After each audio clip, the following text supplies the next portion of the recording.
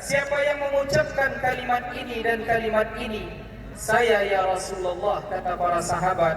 Lalu Nabi mengatakan, ketahuilah bahwa malaikat berebut mencatat pahala orang-orang yang mengucapkan takbir, tahlil dan tahmid kepada Allah Subhanahu wa taala. Kaum muslimin muslimat yang dimuliakan oleh Allah, Ramadan sudah berlalu.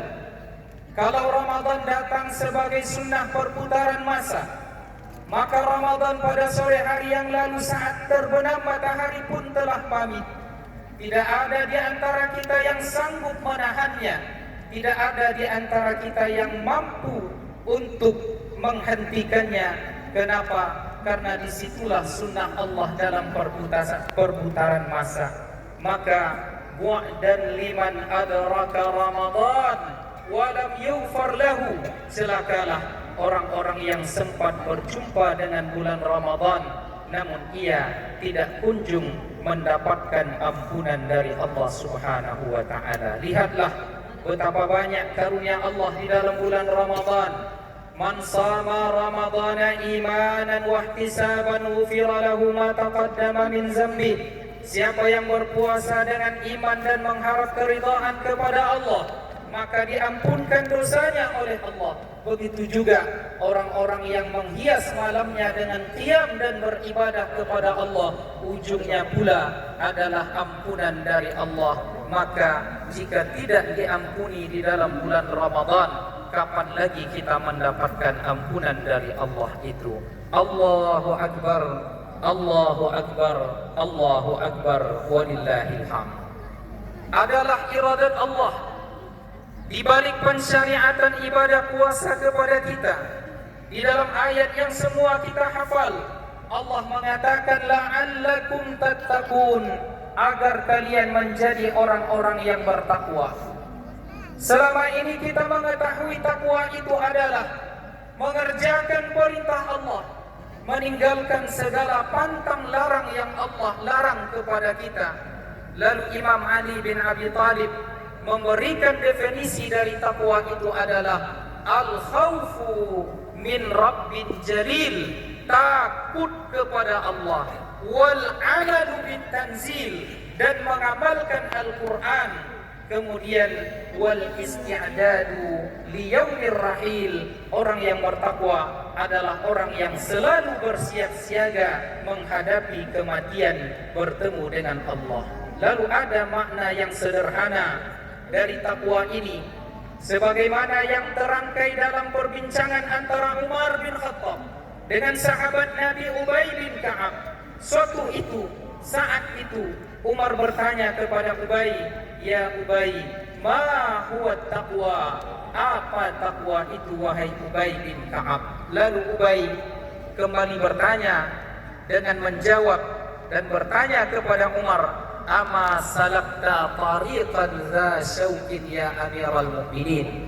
Pernahkah engkau wahai Amirul Mukminin melewati sebuah jalan di mana jalan itu penuh banyak lubang jebakan, tidak ada suluh pelita pada malam hari itu? Di saat engkau lewati, ada binatang berbisa yang siap menggigitmu. Apakah yang engkau lakukan tatkala melewati jalan yang demikian? Lalu Umar bin Khattab menjawab, syammartu wajtahadtu, saya akan berhati-hati wahai Ubay. Lalu Ubay menjawab, fazalikat taqwa, itulah takwa sesungguhnya. Artinya orang-orang yang berpuasa, dia akan mendapatkan predikat takwa. Maka dia akan berhati-hati di dalam hidup ini, karena hidup ini ada jalan yang hak, ada yang batil, ada yang benar, ada yang salah, kemudian ada yang halal maupun yang haram. Maka orang-orang yang beriman, yang dikaruniakan oleh Allah puncak spiritual takwa itu, ringan perintah Allah baginya, ringan takdir Allah baginya, akhirat dan Allah tujuannya, tidak ada dunia menempati hatinya, dia akan selalu berhati-hati di dalam kehidupan ini. Maka seperti apa karakter orang-orang yang bertakwa itu? Di antara karakternya adalah alladzina yunfiquna fis sarra'i wad dharra, yaitu orang-orang yang gemar berbagi, baik pada saat mereka lapang ataupun sempit. Mereka peduli kepada orang lain, kepada anak yatim, kepada du'afa, kepada orang-orang yang lemah, kepada fuqara wal masakin, kepada fakir dan miskin. Kepedulian inilah yang seharusnya menjelma terpatri di dalam hati kita. Maka kita mengetahui bersama, pemimpin kita, gubernur kita sudah mencontohkan itu kepada kita. Menjelang Ramadan, menjelang hari raya, ia bagikan kepada anak-anak yatim dana untuk mereka berbelanja, membahagiakan hati mereka. Kemudian kepedulian kepada penggali kubur, kepada penggiat-penggiat dakwah, diberikan hadiah baju. Maka ini menjadi inspirasi kepada kita agar kita peduli kepada orang lain. Lalu karakter berikutnya adalah orang-orang yang bertakwa itu awal afina 'anil nas, mereka bersedia memaafkan orang lain.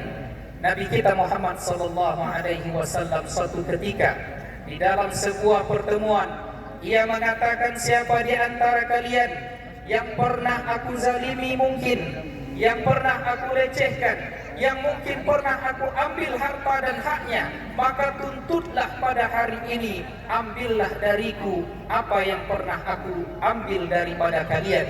Nabi mengatakan demikian, menunjukkan kepada kita bahwa persoalan yang berhubung kait dengan manusia tidak bisa habis di dunia, tetapi berlanjut di akhirat kelak manakala kita tidak saling memaafkan. Maka oleh karenanya kaum muslimin muslimat yang dimuliakan oleh Allah, di dalam Al-Quran Allah mengatakan fa'fu wasfahu ala tuhibbuna ayyafirallahu lakum, maka hendaklah berlapang dada, maafkan orang lain.